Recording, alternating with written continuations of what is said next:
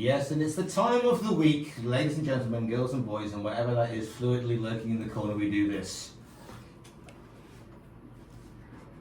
For once again, we are joined by the international man of misery, Michael Senker. Good morrow to you, kind sir. Good morning, nice to see you got the memo again about the shirt. Well, I thought as it's radio, we might as well try and disrupt some of the airways. Okay. I've got a red one now. Somebody gifted me a red one.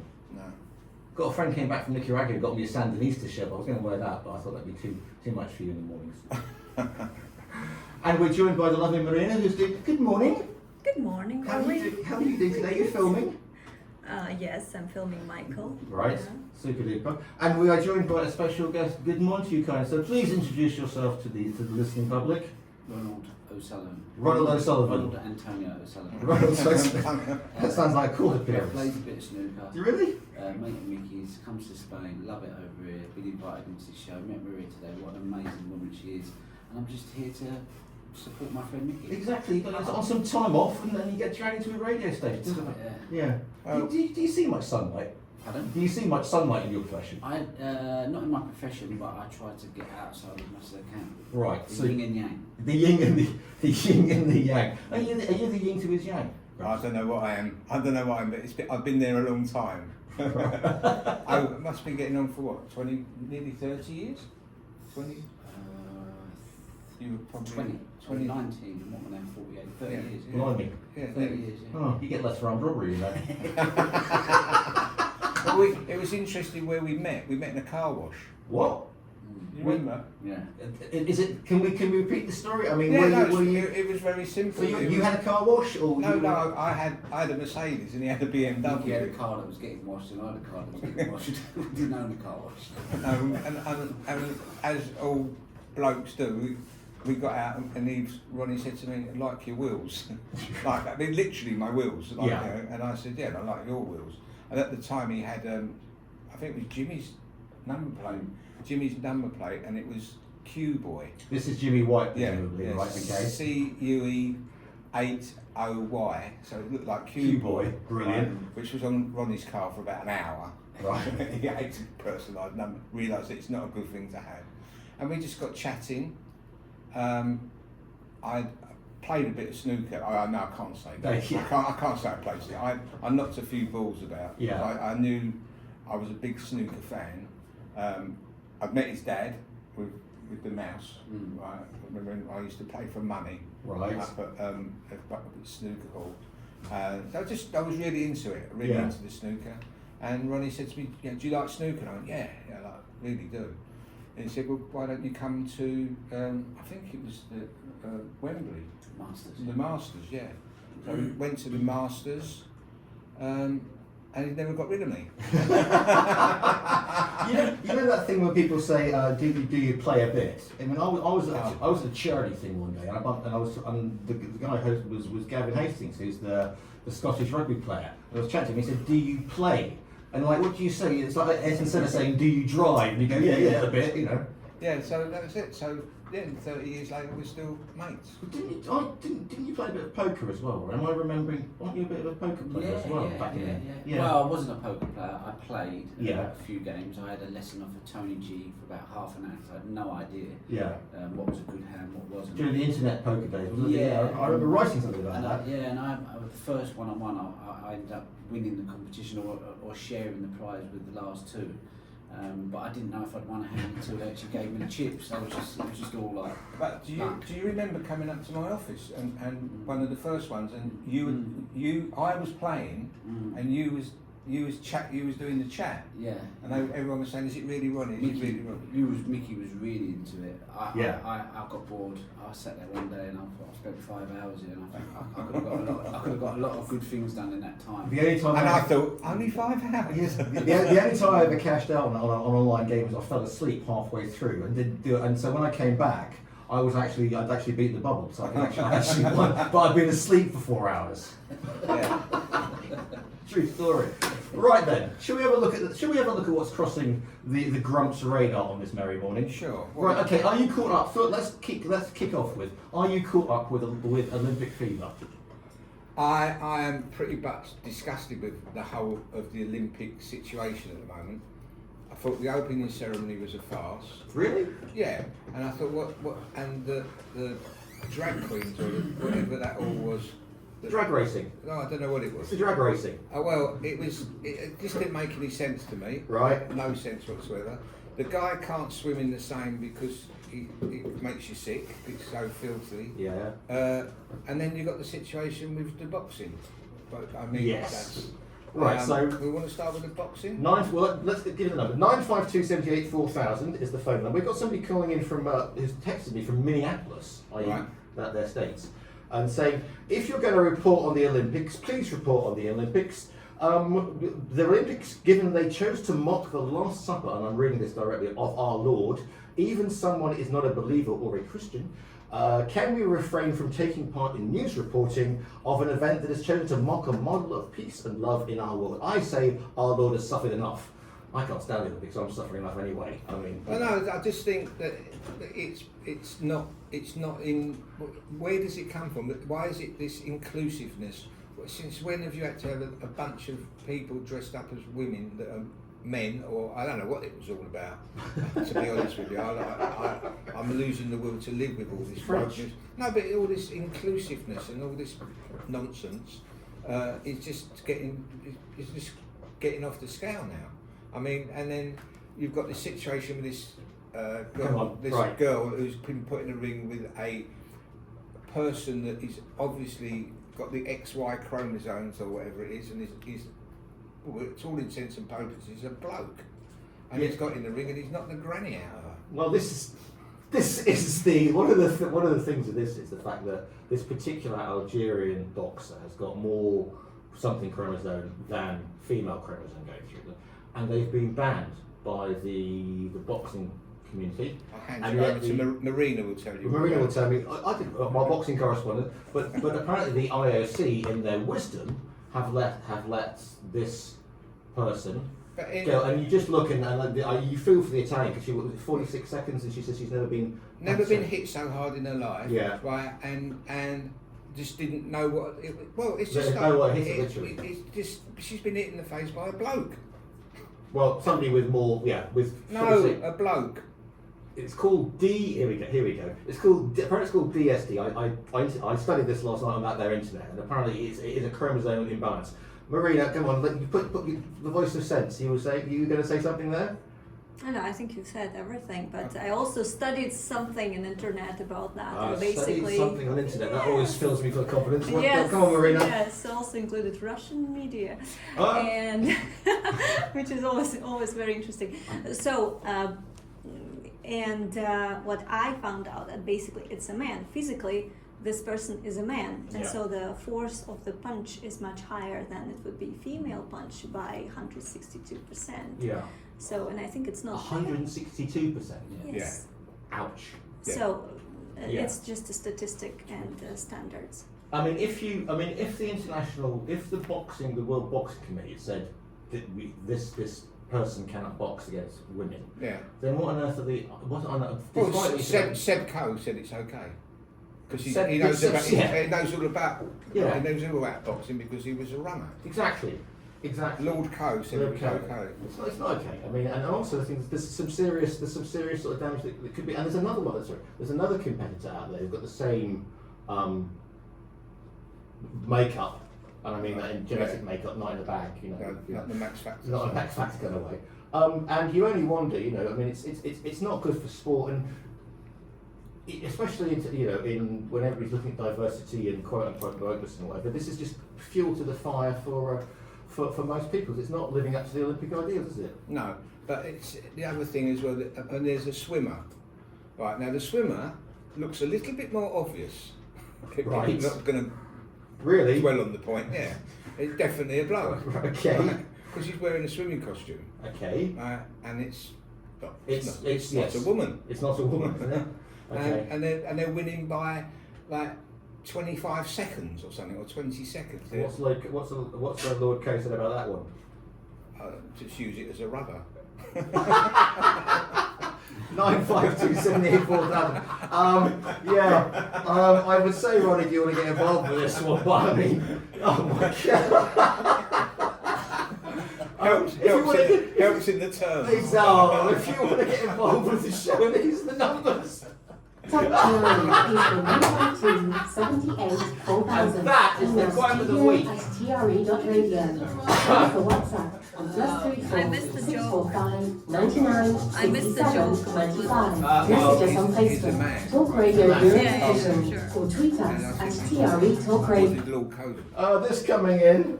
Does no one see a problem with a man hitting a woman, and does no one see a problem with an international awards sport contest giving a trophy to a man who hits a woman for hitting a woman?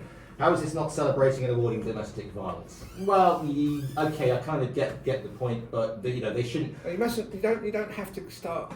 This is the problem with things. Stick to what it is. Yeah. Don't bring in what's this to do with women's rights and this, that, and the other. The fact of the matter is, men do men's sports in the men's category, and women do women. And if there wants to be a trans category, that's fine. Just as there's a Paralympics. Yeah, go on. You know, I'm just saying. If it was ice skating and I was on very thin ice, Mike, you'd be absolutely brilliant, this Grumps. Yeah, but I don't care. Right. I've reached the age, and maybe we'll go into. I was 75 on Monday. Congratulations. Thank you very much. And may I say you don't look it because of clean living and regular prayer? Thank you. Yeah. Okay.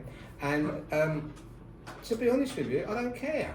I didn't care a lot when I was 25. Yeah. Right. I'm even worse now. I mean, this political correctness and this wokeness and this triggering. I mean, they've got a whole thing now about Strictly Come Dancing, which is a show I really enjoy. Do you? Yeah, I do enjoy it. I do. I think it's great. It's a fun program. But now it's not fun. Because everybody's making complaints about this. Oh, he worked me too hard. He was rude to me. He, when you sign up for something which you can't do and you've got to be good at it, you've got to practice very hard. And it's a lot of bandwagon jumping on. And in that case, then cancel that show because that would cancel MasterChef because someone shouted Gordon Ramsay shouted. Burnt me hands, I'm traumatised. Just cancel everything. Let's go back to 3 television channels: ITV, BBC One, and BBC Two, and then no one's going to get offended. You missed the national anthem at 11 o'clock. Yeah, just go back to how it was in the 70s, and cancel all these shows where people they're going to do. There we go. What's that? A naked Love Island. A naked Love Island. They're going to do Love Island, but it's going to be. You might as well just get all of those pay for one of those special channels and be done with it. Basically. Yeah, but stop. Just stop being ridiculous. Well, there was one they're going to do one which is blindfold, and then you take the blindfold off the end and you find out and they were giving some psychobabble about it's to know the inner person because you'll get to know the person before you actually see the person, so you'll love them for the person that they are, not for the person you see. Mm-hmm. So how does that explain naked attraction then? Where you're I standing there and you're judged totally by your bits. I'm a man, with all of this, always worked for me, that's all. I'm a man, remember, who lives in the 18th century, used to live in a house with electricity and candles, etc., and pump water from a lake. So I've missed all that. I've missed Love Island, Celebrity Bake Off and Ice Come Dancing, the whole thing. And with that Come Dancing thing, because several thousand years ago, we had one of those on the coast, all the media outlets and everything, and we were trained for 10 weeks. And there's a point where you go, I can't do this. But the trainer goes, come on, you can do it. And you push yourself. But it seems to be now that if somebody shouts at one of these people, then they go, I get a flashback when I was, there's a backstory and I'm getting PTSD and I want 50 grand off the BBC. You'd never do any of those, would you? What's that, reality show? Yeah. Yeah, no, but I just feel sorry for the contestants because they're quite vulnerable people. Yeah. And I think the TV people and all these, they exploit them. They're desperate sometimes for fame, for money, for a way out. So they take it and they're kind of caught in a trap then, and then they kind of got this lifestyle and they think, I can't go from this to working a normal job because of. There was one guy from Essex. He was on some Love Island show and then it didn't quite work out for him and he went to work in Waitrose or something, just stacking shelves and ended up committing suicide, a young boy. Remember that. And you think that's just vulnerable people being exploited, which I find abhorrent. But so yeah, that's my view on it, and yeah. The thing is, you take these people. It's like when they do the X Factors and all these, and they think they're going to be superstars and they're going to be, they're going to do massive tours, and they haven't done the hard yards of doing the clubs and performing, and they get there and they're front page news, and then they get a record deal, never works out, and then they're dropped, and they're completely unprepared for that. It's a bit like an instant success thing now, isn't it? No one's prepared to do the hard Instant yards, gratification. the time on the road, the love of it, the sort of meeting the people along the way and growing. Obviously had the Rolling Stones or the Beatles done it, and it was just kind of the journey was fun. You was growing as a person at a natural pace. Yeah. Whereas now you come from like, hold on, I'm just a normal kid, and then like 8 weeks later you're like this superstar that's got loads of social media attention, and I'm not sure they're quite fully trained to be able to deal with it in that quicker time. Yeah. It's a bit like the royal family. You just don't make someone a king. They grow into it, and it kind of becomes a natural process. So I think that's where this quick instant success is dangerous. And especially where it's now, so I mean, 20 years ago when it first started doing X Factor, it was just on TV, but now it's on social media, and you're getting, and these people, I mean, they thought they're going to make millions, and very few of them do, but they're not prepared for the trolling and the whole, the avalanche, the tsunami of abuse you get online. Yeah, I mean, I just think there's no free lunch either. No. I think if you're going to take these people onto these shows and put them into this world, you have to offer a sort of a plan to kind of go, okay, you're going to come in this, but we'll provide you with a therapist, we'll provide you with some support, because it might be difficult for you, and you might need this structure or this setup for you to be able to come out the other end and just get back on with your normal life. Yeah. I just don't think they offer that service, and I don't actually think they care enough. Which is the thing. If people actually cared about people, would probably be alright. But I just don't think people that are making all the money are that bothered. You've not got a manager, have you? You're not an Epstein, nurturing you. It's like you're in, boom, you're out. We've made the cash out of you. You know that social media thing, and I want to ask you this, Ronnie. Yeah. Do you find that people think that they know you, and therefore you'll be sitting at a restaurant and you'll be trying to enjoy yourself, and then somebody will come up and start doing that? Yeah, listen, obviously I'm in the public eye, and you have to accept that that's going to happen, but I've never sold my soul to the press, the media or social media. I've never made a gain out of it, I've never made a career out of it, so I have quite a healthy boundary, whereas if I'm out in public, I'm quite comfortable with saying to someone, I don't do pictures, I'm not here, I'm with my family and friends. If you want to wait an hour or 2 hours until I'm done, cool. But if not, no problem. Nice to meet you. End of conversation. But then if someone like Mickey came up to me in a restaurant and we tangoed, naturally, and I thought this guy's a really nice guy. He hasn't asked me for anything I feel uncomfortable with. I would, pursue that because that's an organic, natural. You think, actually, I quite like this guy. He's got something about him. So, you have to kind of read the situation as well. What's your nickname for me? Relentless. Relentless. We'll grind them down eventually. Go on, tell them how I won that name. Anyways, going to a hotel and we go to tournaments and they go, I'll go to reception and these things. So can we just go to the third room first? And the woman would be like, look at you, mate, what's it mean? The first one's not going to be great. He said the second one's not going to be much better. So let's just go straight to the third. The best one was when we turn out and they go, well, we ain't got no hotel rooms. And he went, well, if Prince Giles coming tonight, would you have a room for him? And she went, oh yeah, of course. He went, well, he ain't coming, I'll have his. Genius. Oh, brilliant. Yeah. Brilliant. Oh, marvellous. Go on. It's high season, as you may have noticed, out there. I mean, you need to practice if you go to the Himalayas to go to the studio from where you live. And there was a massive traffic jam, actually. Oh yeah, I mean the driving's off the scale at the moment. Like wacky races look like the Advanced Institute of Driving, but parking in a restaurant, because you are a man, you're a bon viveur. You are a man who eats out at a restaurant and they put you next to the toilets, which is really good fun. So no, I'm just saying that this time of the year, so you drive round and round and you're looking for somewhere to park, and you finally found somewhere to park, and you park. Result, I've got a great parking space. And then as you get up to outside the restaurant, there's a parking space outside the restaurant. Always when you've parked a mile away, and there's always one, which always reminds me of American films. Right. In American films, it doesn't matter where anybody stops, in New York, right, and I don't know if you've ever been to New York, or San Francisco, or Los Angeles, wherever it is, there's always a parking space just outside the exact building that they want to go. They never lock the doors of the car. No. Right. They never wind the windows up. They just get out and do whatever they've got to do. And I want to live in that world. Well, I mean, American parallel parking, that'll get you going for a start. I mean, because they have to do that drive-in parking, don't they? That's why there's always so many huge parking spaces outside every state. Yeah, but that's it. It's not real. It's not real. And yeah, another thing that I've got the ump with come on, is a television series I watched, 16 episodes. I'm not going to tell the name of it because in case anybody watches it. Okay. Right, but it was a fabulous, lovely, lovely, happy story. Okay. Right, until episode 16, and they killed her. All right. Right, we were watching it. We were You been loving watching Game of Thrones again? No, I love Game of Thrones. We were loving this thing, and then all of a sudden, she's. Oh, it don't matter. Yeah.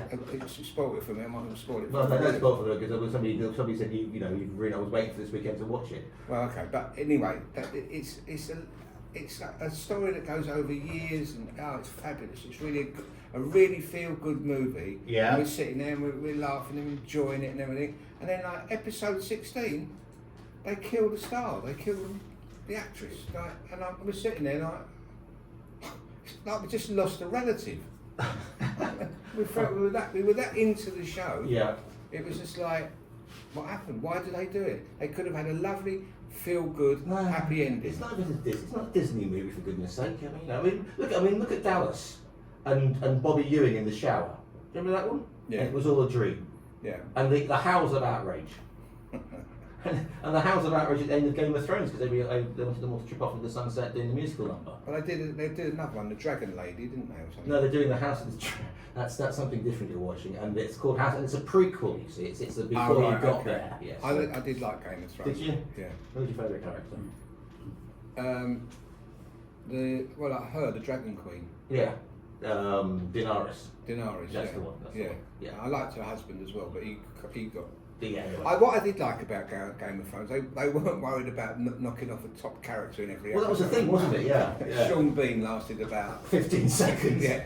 Oh, great! Sean Bean's in it. Boom. No, he's not. He's dead.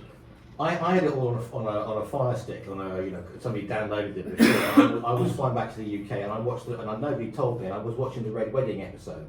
Right. And apparently halfway between here and Luton, I went no like that, and everybody sort of looked round. So yeah.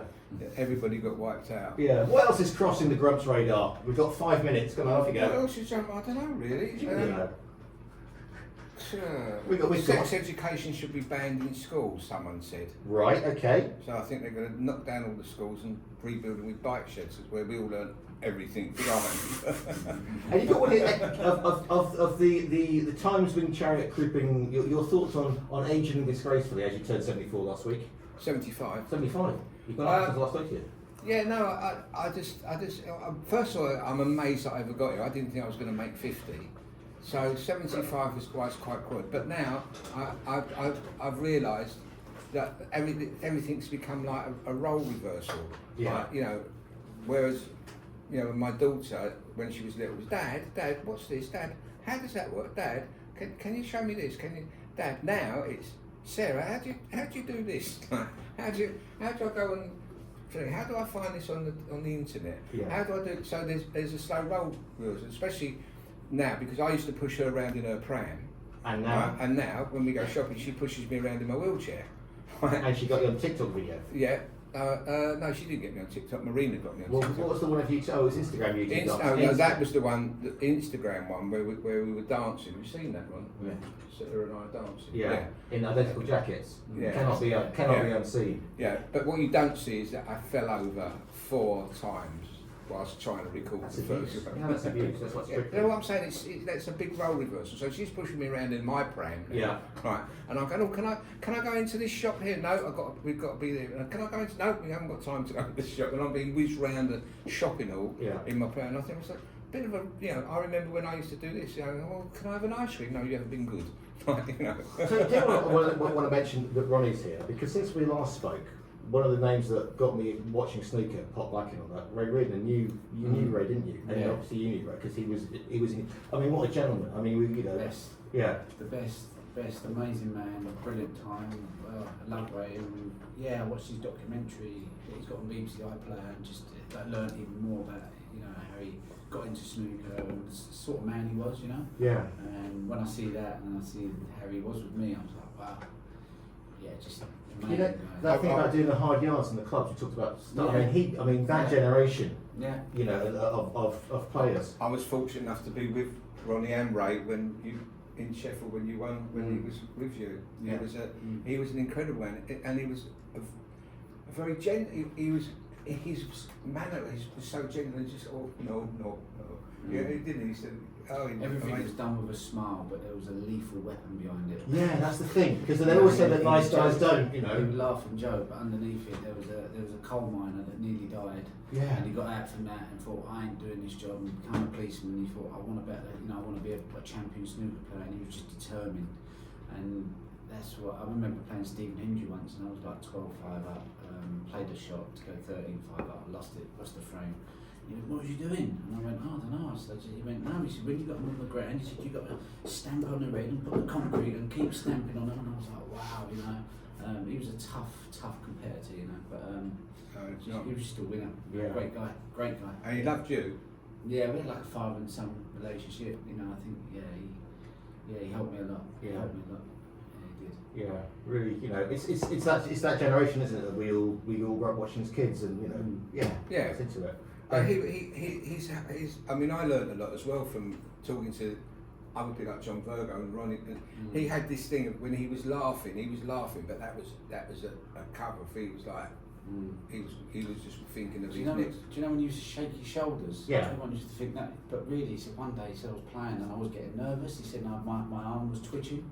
He said so I just used to shake my shoulders just to sort of get rid of the twitch. And you just think, you see a lot of sports psychologists these days, and they say, oh, do this and do that. But he had this wonderful gift to be able to, you know, find his own way of relaxing, his own way of finding that peaceful place in his mind under pressure. Yeah. You know, and that's a gift, you know, and I think we can all do that. It's just playing games with yourself sometimes. How do I get my mind in a good place here? How do I stop this twitching my arm? And, you know, some people wouldn't even think to do that, but he was just so sort of, he would try stuff, you know, and that works, great, you know, that's in the bank. Now you probably need a sports psychologist in the whatever picking out, you know, X amount of cash for saying shake your shoulders Yeah, there again. it's just, and a lot of it is just, you know, yeah. All good. All good. Right. Well, we're getting around out of time, believe it or not. I've got 30 seconds left. Okay. So once again, if people want to follow you, what do they got? You still writing for the Euro Weekly? I still write for Euro Weekly News every week. Well, every week that I remember. Yeah. I'm on TikTok. I'm on. And the YouTube. How's the YouTube channel with the going for him? Developing. It's developing. Slowly All right. developing, yeah. Ronnie, what are you up to next apart from leaving the studio at extreme speed? No, not a lot really. I've got to go China next week for a couple of weeks, then off to Saudi Arabia, Nice. then back here in September. Just. Right then, well, thanks very much for joining us. We're going to the national news. Stephen Ritz is up next. Thanks for joining us. Online. There you go. Thank you very On much. Tenori app. Can we take a picture?